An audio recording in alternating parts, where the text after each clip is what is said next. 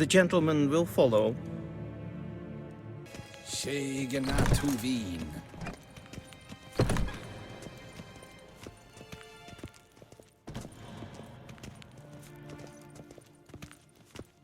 The Redanians will be here shortly. His Imperial Majesty awaits.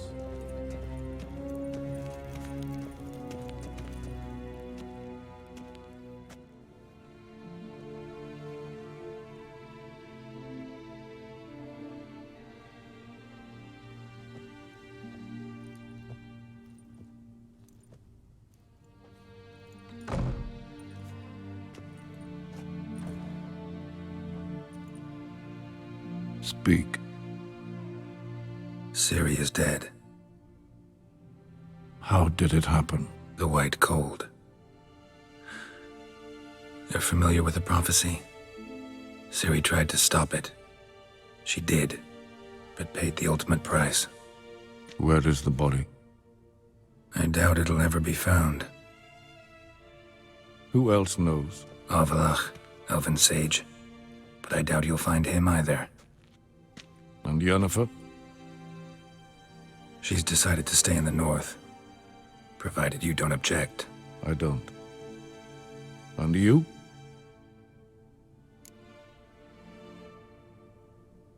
Plenty of work for witchers after a war. I'll travel east, maybe north. Did Cirilla say... Did she ask you to convey anything?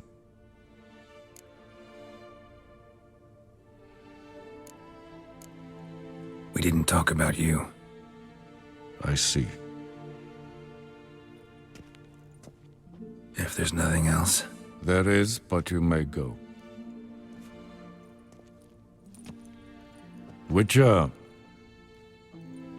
I do not wish to see you ever again.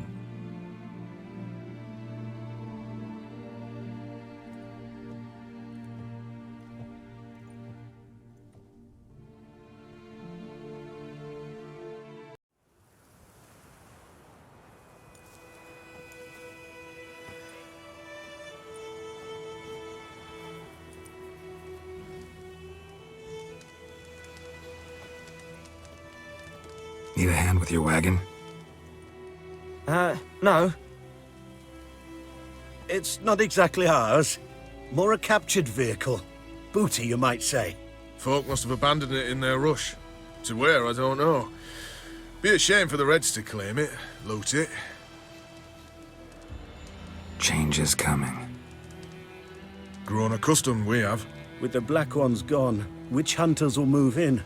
Yet life will roll on. We've to seize the day. True that. So, let's get to work before night creeps up on us.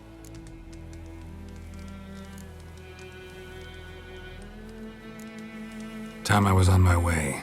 Good luck to you. Where you headed? Nearest inn, by the looks of it. Yeah. Supposed to meet someone first, at the former campsite of the Nilfgaardians.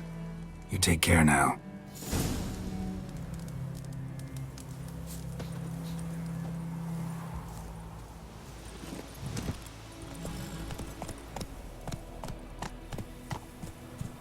Move it!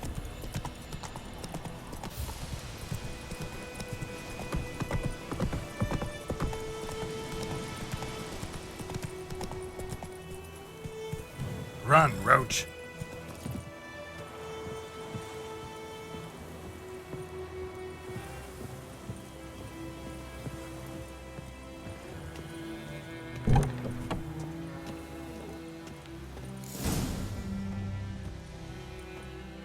Master Ort.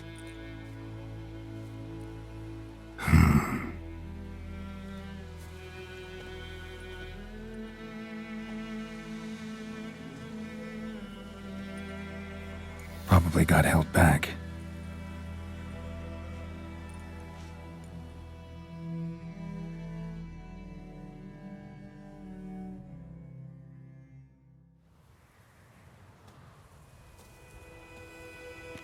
You're late. Soldiers. Blocking the roads, I know. No matter. You have it? As agreed. 38.5-inch blade. Weight just under 40 ounces. Silver-plated siderite steel core. Glyphs and runes both the length of the blade and on the hilt. Beautiful. Been in this trade for 3 decades. Only the best swordsman of the coin for my wares. When I say no Witcher has, or ever had, a better weapon, you ought to trust me. Reputation precedes you, Master Horde. I'd never doubt you. The inscription, as you asked. Zirael. Swallow. Classic Elder Speech runes, no styling, simple and precise. May I? It is yours. If you'd like to test it, had my lackeys put out a training dummy. Your payment. Gems only, as requested. If you've an eye out for work, heard of Striggers prowling the Maribor Forest. Thanks. Need to visit the tavern first, but after, who knows? Good luck on the path, Witcher.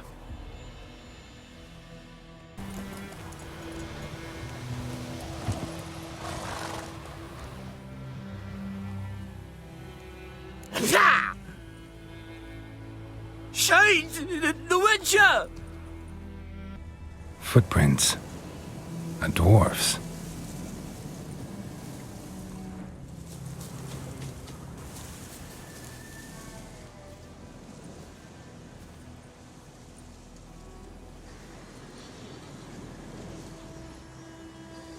All right, out. How was your trip? Smooth sailing? You still on about that leaky tub from the Isle of Mist? You're lucky you and that lass weren't in it with us. You'd not have fit anyhow. It was so laden, that boat. We barely made land. And it reeked of fish manure.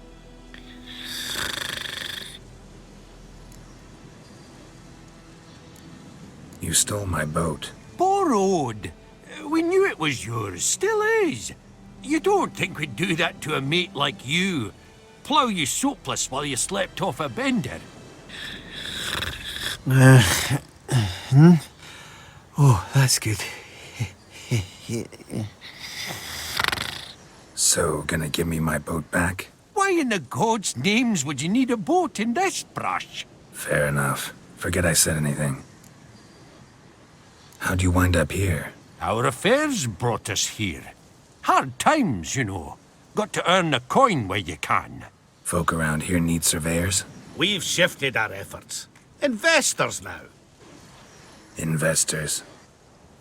They've come for us. Hide! What's going on? You've not seen us?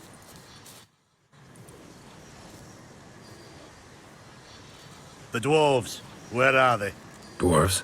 Don't feign ignorance. We've been after them since yesterday, after they stole the Reverend McKellis' golden chalice.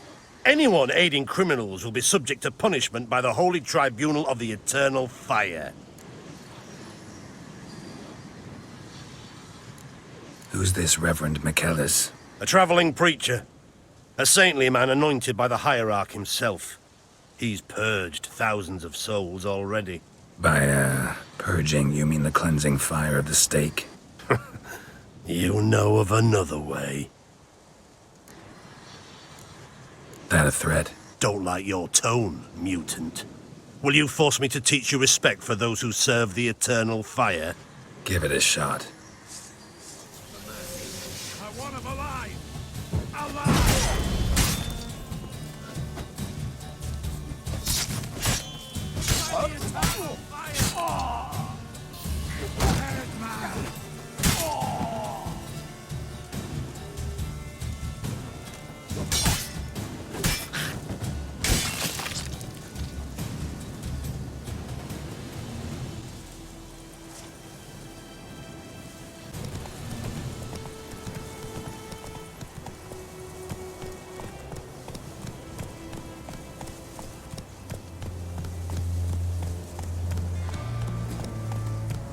Honor in the family.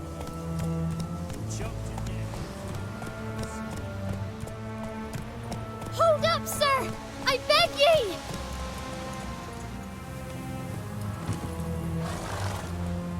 What's the problem? Soldiers bound him. There! In the hut! Bound who? They've got me dad and Uncle Bogart and Klimko. Help me!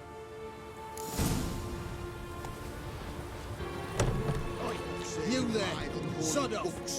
Sir, I don't even... Out! Gonna puree your bowels. Try to get rid! He's a quick devil!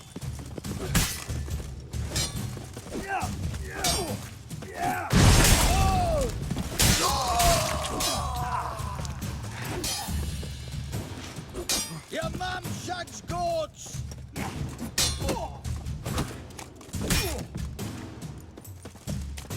That's enough of that.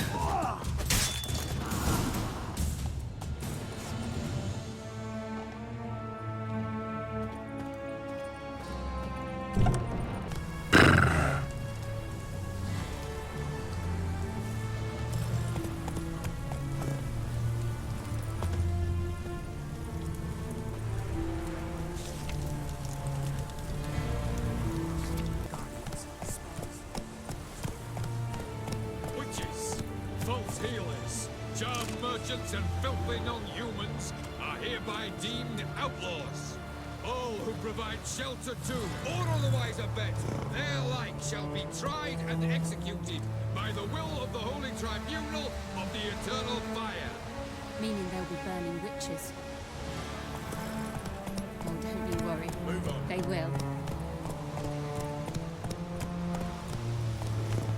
Giddy up.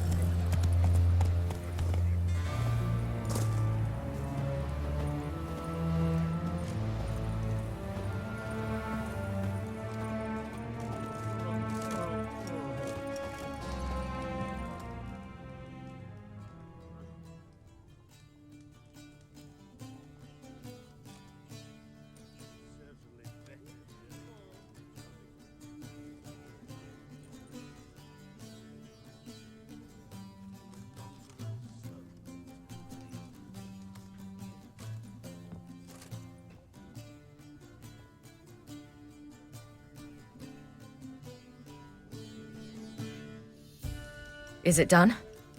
Yes. Did he believe you? I have no idea.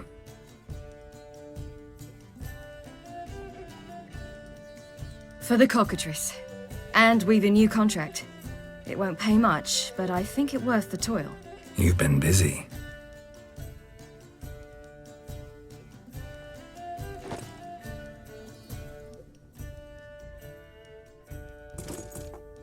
It's yours.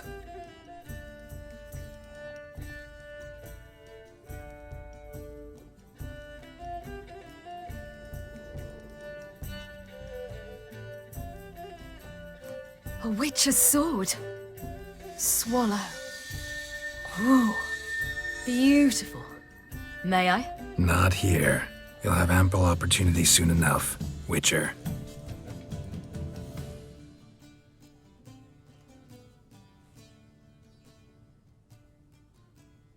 Let's try it out then.